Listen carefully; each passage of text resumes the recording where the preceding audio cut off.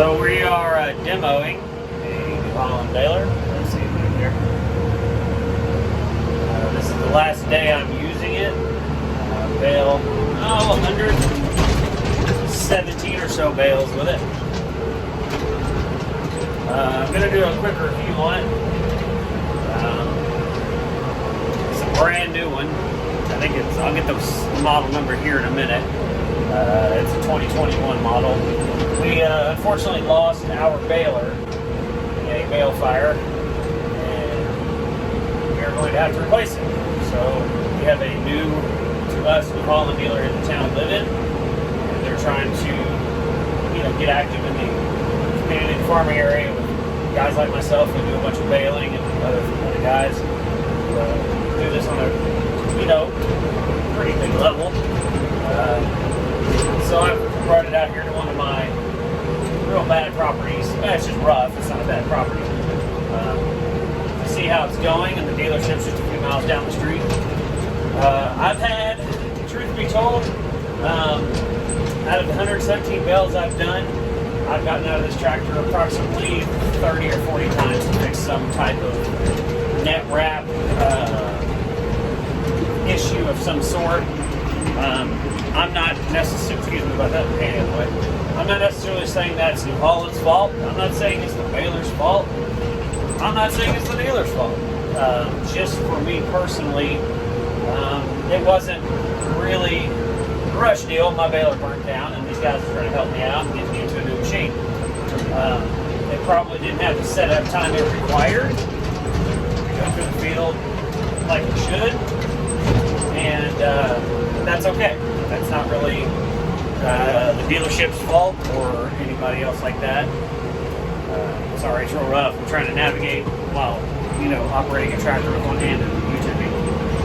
We haven't put out a video in some time. It's been hay season for us, and we literally are in the fields all day tonight, all day, all night. And honestly, we just don't have time to put videos out.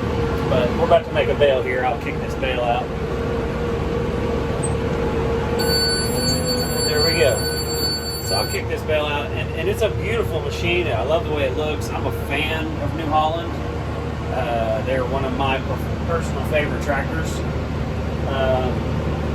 But we're trying to figure out whether we want to buy this machine, because we've had to unfortunately replace ours.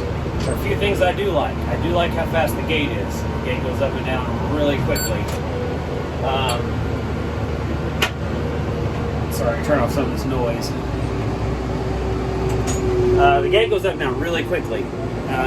My old 469, which was a fantastic machine, was a little slower than this one. I'll go over here and let's take a look. Look at the bale real quick. It was a fantastic machine. This one has some intermittent net wrap issues that I'm not, hang on a second, familiar with dealing with. Here's a picture of the bale. Well, if you can see it through that filthy, dusty door. It's a good bale. These are 68-inch bales. That's what we wrap for our customers. It makes a beautiful tight bale when it works like it's supposed to. And again, I had some net wrap issues. They determined was the net wrap, had the starter roll in it. There were some adjustments on the thing called the duck bill. I'm not familiar with that terminology. It's not nothing like that on a deer. There's some adjustments they made this morning. The mechanic actually came out, and truth be told, they show up every time when I have a problem. When they can. Obviously, they can't drop everything at every moment and rush out here. So I'm understanding about some of that stuff. The problem I'm having is I've been on this 108-acre property for 3 days, and the first day I got here, I made 20-something bales, and I fought with the wrapping system on it. It wouldn't cover the left edge, fluffed the left edge out. I thought I figured it out, cleaned it out. That didn't work. Then we went. The next day, I kind of frustrated myself with it, went home, and the next day came back and tried it again. And again, I had more trouble. This time the dealer came out and brought me a different roll of net wrap, which I have my own John Deere wrap, and I just totally drove off and forgot it. I was going to try that. I have some left over. I had 2 bales of mine burn up in the machine. That was unfortunate. Sorry about that. My stuff's falling off a couple of here. So we I lost my place. We went through the second day pretty much struggling again. I made another 27 bales in about 4 or 5 hours, and I constantly had to get out of the net wrap. I called the dealer. They were obviously busy. I'm not the only person they service. So the salesman came out, did a bunch of stuff to it. I actually got it working today. I finished the day with it having no issues until the last 5 bales. Then it would stop wrapping. Then it wouldn't cut it, is what I'm trying to say. So once it would start cutting it, I didn't know what to do with it. I'm not a New Holland guy. I'm a Deere guy. I run 510 to 435s, to 468s, to 469s, 460Ms. I mean, I've run all of those. So I'm very familiar with the Deere system, not so much with the Holland system. But I'm very willing to give it a chance. I'm not a stick in the mud guy. I like trying new stuff. But my overall view on it is this. For me personally, dealership has done nothing wrong in my opinion. They've done all they can do. New Holland makes a fantastic machine. Obviously, one of the largest, agriculture and businesses out there making forage equipment. In fact, the LS tractor I'm sitting in, makes New Holland tractors. My opinion on it is this: I didn't get a good baler. No fault of the dealer, no fault of an individual. This thing has been a struggle. It has been a struggle from the word go. Again, I could have been rushed. Probably be able to get it out to me because I had a fire and had 160 acres on the ground. And maybe it just didn't get the attention it needed before it got here. I don't know. I'm not blaming anybody. What I will say is I'm going to demo a 460M that my local dealer, John Deere 460M, is going to bring me out tomorrow morning. They just messaged me shortly about an hour ago. Said that they have it. It's en route. It'll be here tomorrow. They had to get it from another location because of COVID. There's hardly any equipment available. So they've got it coming. It'll be here delivered to my farm in the morning. And I'm going to demo that machine. I'm not even saying I'm going to buy it at this point. I'm going to run it. I'm going to try it. I've also contacted Vermeer. They make a fantastic forge. They make fantastic forge equipment. I'm willing to try it as well.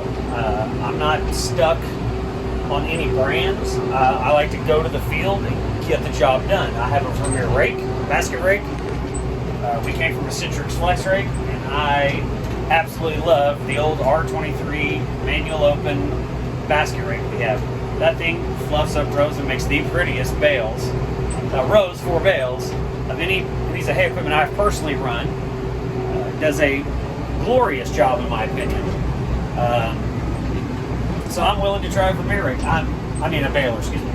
I'm not too keen on the Kubotas. I actually have a couple of friends who have them. They've had terrible luck with them. And again, that's a new product that's been out for, I don't say 5 years or more. Someone can correct me, whatever, I don't care. But the few guys that I have, and one of my hay customers actually is selling his because his did not make the quality wrapped bales that my current or my old John Deere 469 made. So he's actually trying to sell it to me, which I'm not a big fan of Kubota in general, but they make fantastic equipment. I really have nothing to say bad about them. The few things I have used and operated have seemed fine. Just not my personal preference on machine. I'm more of a Case, Deere, New Holland kind of guy.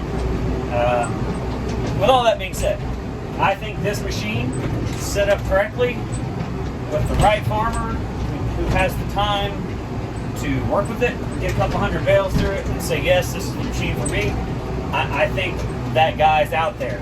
For me at this moment, until I try the Vermeer and the Deere, I would try a Case. My nearest dealer is an hour and a half away in Chickasha, Oklahoma. When I was talking to the New Holland rep, he was saying basically it's the same machine. So I don't know why I'd go through all the trouble demo a case when it's in essence, and I'm sure there's some differences. Basically the same machine. Again, not bagging on this baler. It's a fantastic baler. It's just not worked out well for me personally. I'll get out here in a minute once I get over here across this dam I'm about to cross. I'm done for the day. We finally got everything baled here, and I can't say enough but a thank you to Chase Phelps, the representative for New Holland, especially for the local dealer here in Shawnee, Oklahoma, where I'm from. These guys came out and saw a farmer in trouble and jumped to it. If you like New Holland equipment, if you like New Holland products, their service, their sales service is fantastic. These guys don't mess around when it comes to service. That I can tell. This is my first dealings with them, but I do know some of the guys who bought stuff from them. If you guys are in the area and you're looking for a good New Holland dealer, fantastic guys. The mechanic is really good. He's a very nice guy. I met him today. Old school mechanic like myself. Seems to know what he's doing. But again, I'm going to recap real fast. Let me get over this bridge and I'll get out and look at the machine and give you the model number and all that. I'm kind of procrastinating. I'm 100 yards from my truck. Again, for me, it's nothing to do with dealer or personnel. I'm not sold on the machine yet. I don't know how many bales I would have to run through it to make me happy. I think I would need to run a couple of hundred through it and it not mess up a bale. My Deere 469, again, not comparing them, they're two different machines, but the machine I'm used to operating, I made 400 bales and it did not miswrap one, not a single one. Cover edge worked every time, so on and so forth. This machine is different to me. I'm not a New Holland operator per se. It may be me, could all be me. But for me to operate this one, 200 or 300 bales, I don't know. And it's more expensive than a brand new Deere. I don't know if that means anything. It's $1,000 more. I don't know if that means it's better or not. I couldn't tell you. My truck's right here in front of you guys. I'm sorry, I'm trying to drag this out. I'm just not satisfied at the moment. It has been a agonizing 3 days for me on 100 acres, and that has never, ever happened to me with the equipment that I've been running so far. Again, set up, rushed out. These guys were just trying to help me. Again, it could all be operator error on my part. I'm willing to continue to try it. I'm not settled on any one machine yet.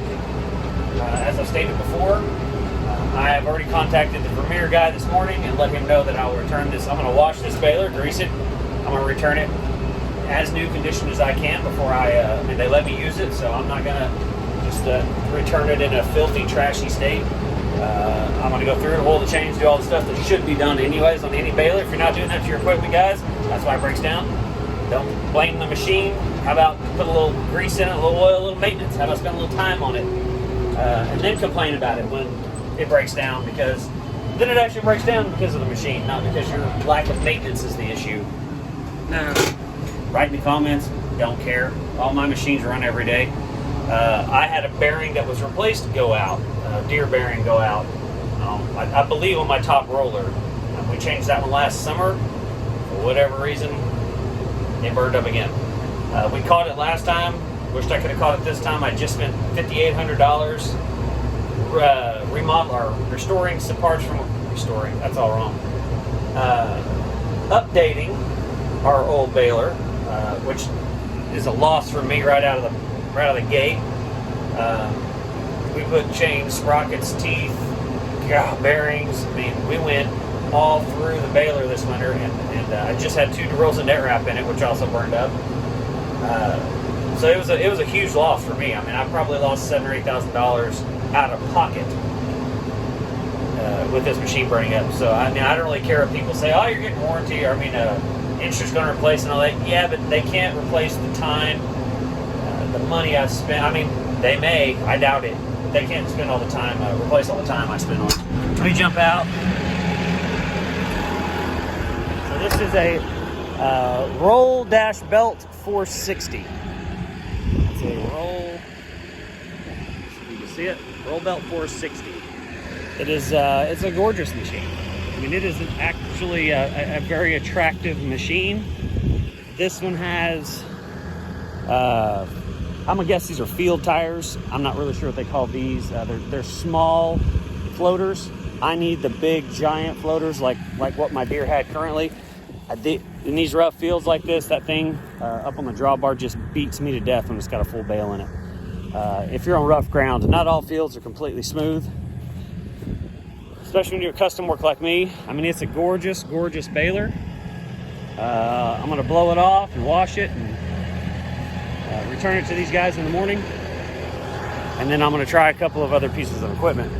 The LS tractor, the MT573, ran this baler with absolutely zero issue up to 72 inches.